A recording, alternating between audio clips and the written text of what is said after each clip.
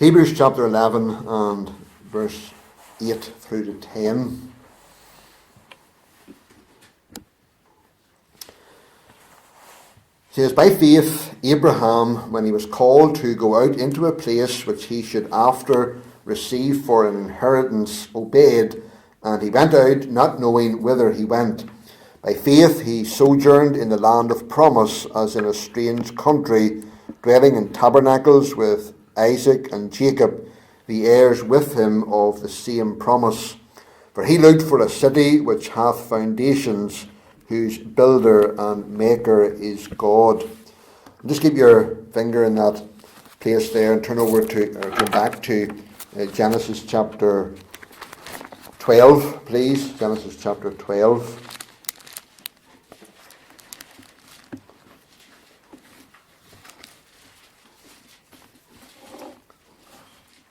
And read the verse 1. It says, "Now the Lord had said unto Abram, Get thee out of thy country, and from thy kindred, and from thy father's house, unto a land that I will show thee. And I will make of thee a great nation, and I will bless thee, and make thy name great, and thou shalt be a blessing. And I will bless them that bless thee, and curse him that curseth thee. And in thee shall all families of the earth be blessed. So Abram departed, as the Lord had spoken unto him, and Lot went with him. And Abram was 75 years old when he departed out of Haran. And Abram took Sarai his wife, and Lot his brother's son, and all their substance that they had gathered, and the souls that they had gotten in Haran. And they went forth to go into the land of Canaan, and into the land of Canaan they came. And Abram passed through the land unto the place of Shechem, unto the plain of Moreh, and the Canaanite was then in the land. And the Lord appeared unto Abram and said, Unto thy seed will I give this land. And there builded he an altar unto the Lord, who appeared unto him. And he removed from thence unto a mountain on the east of Bethel, and pitched his tent, having Bethel on the west, and Ai on the east. And there he builded an altar unto the Lord, and called upon the name of the Lord. And Abram journeyed, going on still toward the south." Amen. So far, may the Lord just bless those readings from his word to our hearts. The next example of faith that the writer of Hebrews sets before us here is Abraham. Whenever we think of the subject of faith, one of the first characters in the Bible that comes to mind is Abraham. He's set before us in the scriptures as a great hero of faith. Of all the examples of faith that the writer gives us here in this chapter, and there are quite a few, but of all of them, Abraham is given more verses here in this chapter than anyone else. So in looking at Abraham's faith here tonight, I want us to consider three things. First of all, his obedient faith.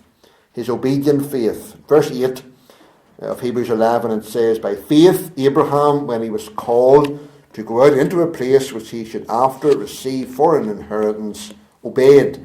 And he went out, not knowing whither he went." So we see here, and we know from Genesis, that God called Abraham.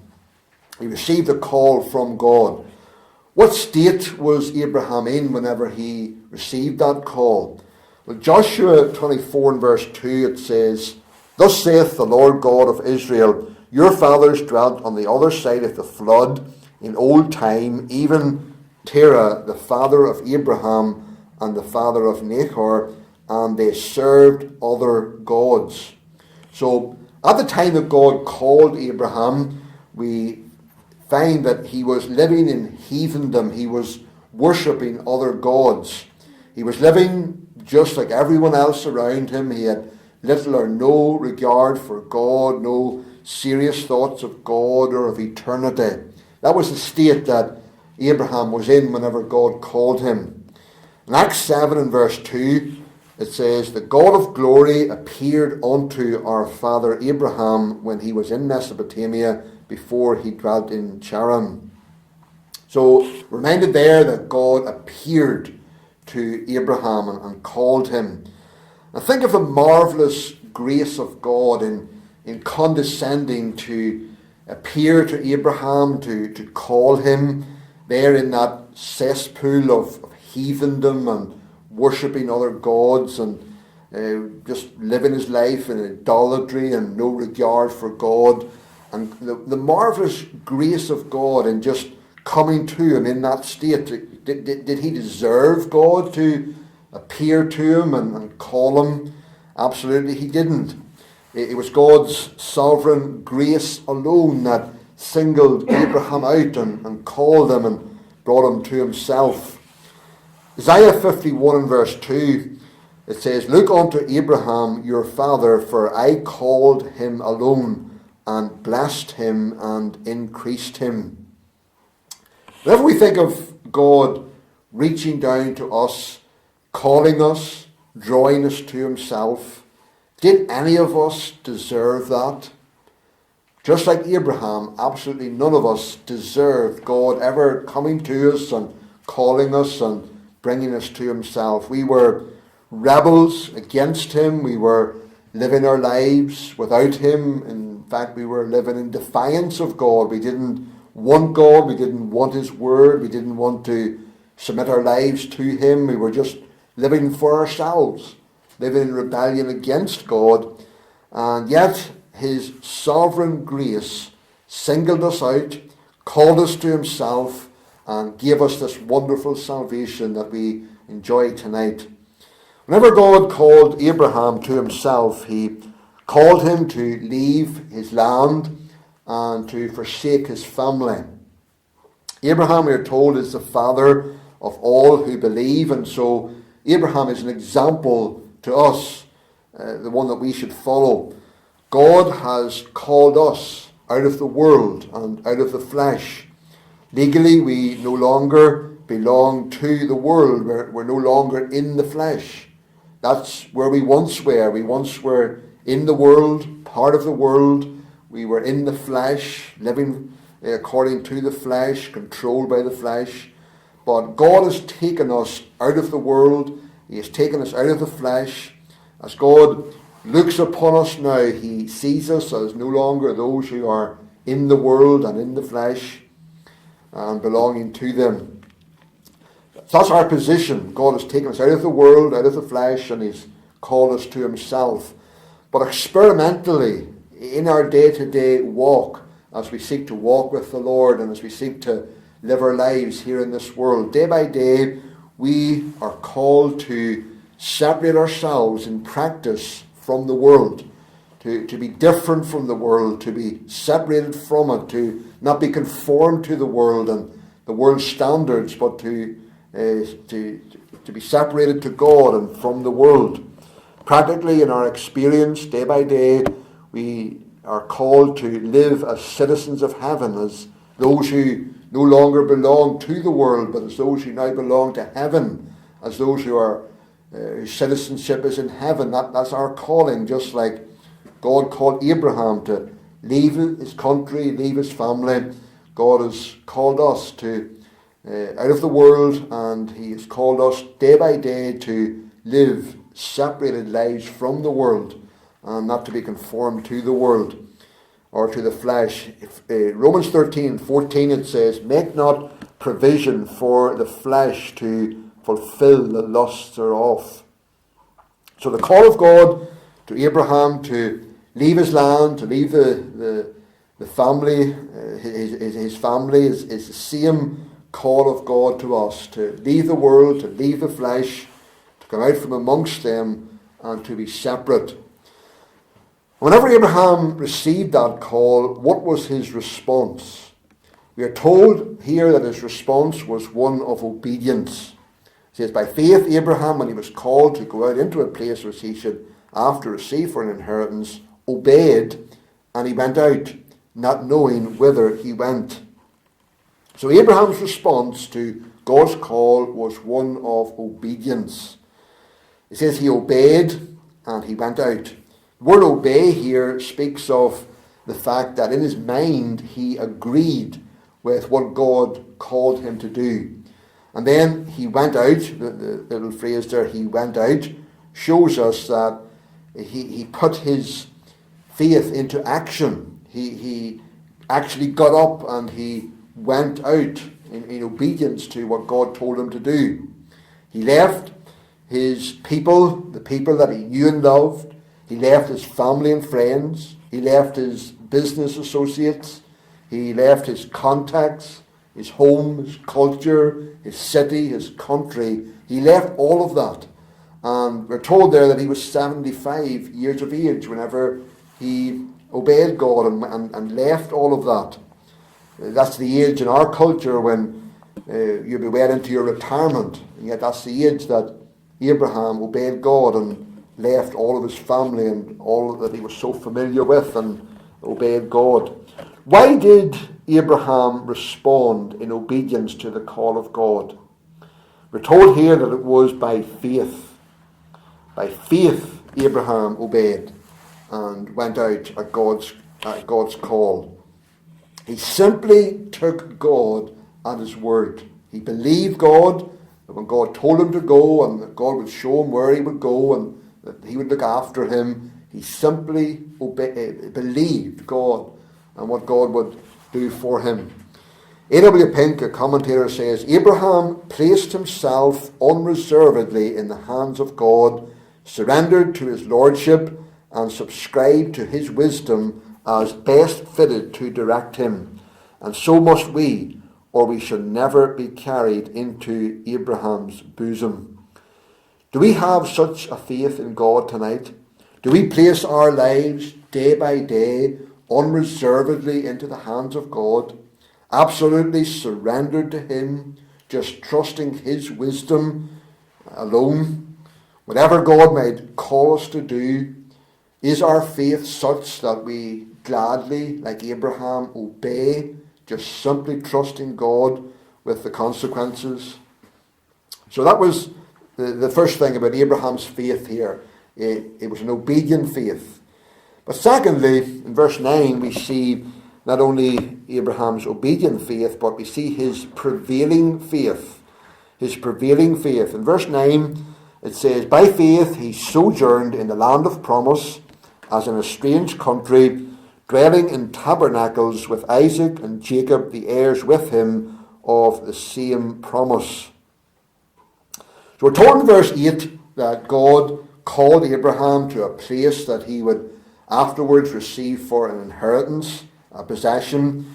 Whenever he got there, we're told in Genesis 13 that God told him to look to the north, to the south, to the east and the west, that every direction that he could see, that God would give him all of that land. He even told him to go and walk through it, to look over what someday he would possess and what someday would be his. Now, did this mean that all the people there in the land of Canaan, that they immediately threw open the gates of their cities and welcomed Abraham in and told him to just help himself to whatever he wanted and just go wherever he wanted to go because all of this was now his? No, it didn't mean that at all. Far from it. We're told here that he actually lived as a stranger, as a pilgrim in that foreign country. God had told him that he was the owner of it all, that he would give it to him someday, but he lived as a total stranger in that land. All of his days, he lived as a stranger in that land, almost as if he didn't own it at all. And this was seen in the fact that he lived in tents. In those times, you lived in a tent whenever you were on the move. Whenever we look at Abraham's life in Canaan, we see that he was always on the move. He was always packing up and moving somewhere else. From Shechem to Bethel to Egypt to the Negev, back to Bethel again, then to the hill country above Sodom, to Hebron, to Mamre, back to the Negev again, to Gerar, to Beersheba. Read those chapters in Genesis and you will find that he was constantly moving in all those places. This was how he lived his entire life, just always on the move, never settling down anywhere and always moving somewhere.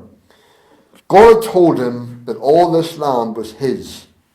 And yet, whenever Abraham died, all that he owned of it was just one small piece of land and a cave for a burying place. It was a number of centuries later before his descendants would actually possess and own that land. How was Abraham able to live like that? A stranger, always on the move, never been able to take possession of the land that God promised him. How was he able to do that? We're told here it was by faith. God had promised him, and Abraham believed that God would one day fulfill his promise. You see, Abraham had a faith that prevailed, a faith that endured difficulties. He had a faith that put up with the constant packing and moving and unpacking, all of the inconveniences of tent life. Do we have the same faith as Abraham?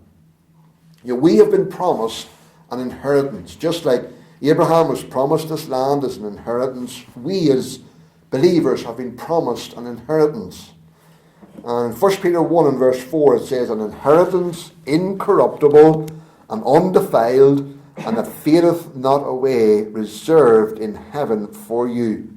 So that's the inheritance that we have been promised as the people of God. An eternal inheritance in heaven someday. We have a foretaste of that inheritance down here in this world as we walk with the Lord in close fellowship with him. That's like a foretaste of that possession that we're going to have someday in heaven. But in this world, while we're in this world, we don't enter into the fullness of that possession until we actually get to heaven itself. It's reserved in heaven for us. In the meantime, we have to live here in this world. We have to live in it as strangers and pilgrims, just like Abraham. Even though we have this wonderful inheritance that someday will be ours, and we're sure of that, but like Abraham, we have to live as strangers and as pilgrims here in this world. We have to fight our way through this hostile world with the devil against us and constantly opposing us. And in this fight we face many discouragements. We receive many wounds in the battles that we face. There are difficult duties to perform. There are hardships and trials to endure before that day whenever we will enter into our promised eternal inheritance. Paul said we must through much tribulation enter into the kingdom of God. But what enables us to do that? What enables us to face all the hardships and difficulties and trials of life here in this world while we wait that day when we will enter our eternal inheritance in heaven? What enables us to do it? What enabled Abraham to endure it all? It's nothing less than a prevailing faith. A faith that continues to trust God in spite of every difficulty and every challenge that comes along. Sometimes when life is going well, we're up on the mountain, as it were, with God, and our faith, we feel is strong in God. But sometimes when difficulties come along, when disappointments and trials come, we're not up on the mountain anymore, but we're down in the valley, as it were, and our faith can be up and down at times. But what is it that really enables us to persevere in the midst of every discouragement, every difficulty that comes along? Well, it's a prevailing faith. It's a firm faith and trust in God no matter what might happen.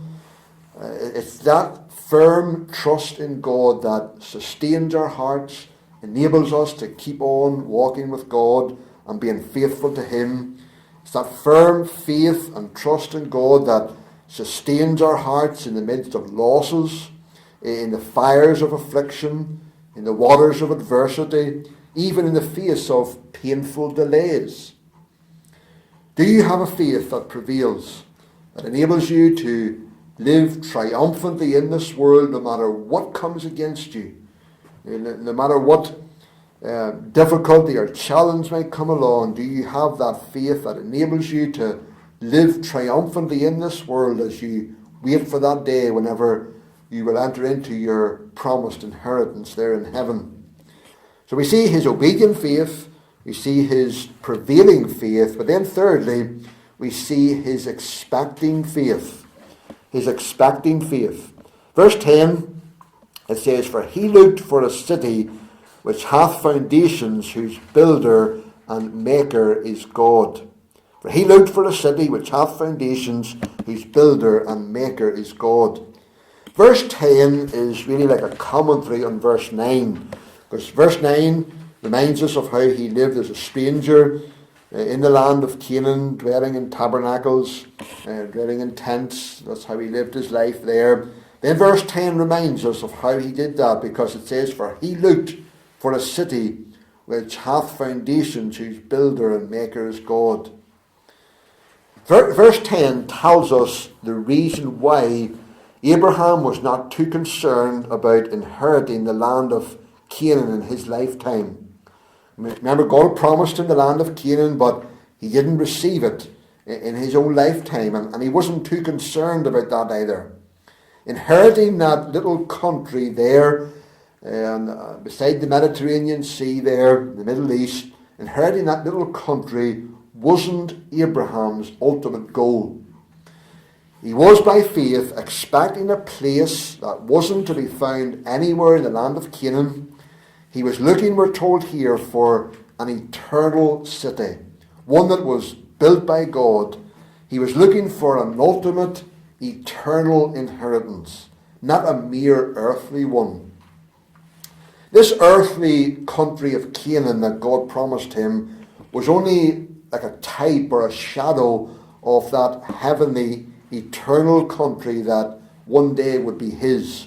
Verse 16 there, it says, "But now they desire a better country, that is an heavenly." And this is wonderful to think about this. God promised Abraham the land of Canaan, but ultimately what Abraham was looking for and expecting was not that little country there that God promised him.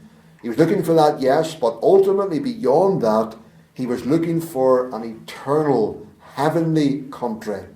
He knew that this land of Canaan that God promised to him was only like a picture, like a shadow that was foreshadowing the heavenly country, the eternal city of God. Romans 4, talking about Abraham's faith, and you maybe turn to that there. Romans 4 and verse 13. It talks here about Abraham's faith and the promise that God gave to him. Romans 4 and verse 13, it says, "For the promise that he should be the heir of Canaan," no, it says for the promise that he should be the heir of the world was not to Abraham or to his seed through the law, but through the righteousness of faith. So this verse makes it very, very clear that God had promised Abraham that he would be the heir not merely of the land of Canaan, one small part of the world, but that he would be the heir of the entire world. Now what does that mean? Abraham was ultimately looking to possess the entire earth, the entire world. Him and his seed, all believers who are his children by faith. The promise of the earthly land of Canaan was pointing forward as a type to the new heavens and the new earth that we read of in Scripture. Our eternal inheritance when Christ comes again. Peter talked about it in 2 Peter 3, about the new heavens and the new earth that we are going to possess as the people of God when God destroys this present earth, this present world with fire and with judgment, and he brings in the new heavens and the new earth, and that is our eternal inheritance. The entire world, the entire new world that God is going to create and going to make. and that we are going to possess and be a part of forever and ever. That's what Abraham was ultimately looking for. Verse 10 says, "For he looked for a city which hath foundations, whose builder and maker is God." The physical descendants of Abraham did in a limited way possess all the land of Canaan. In Joshua 11:23 it says, "So Joshua took the whole land according to all that the Lord said unto Moses, and Joshua gave it for an inheritance unto Israel." But that was only a type of the eternal inheritance of God's people.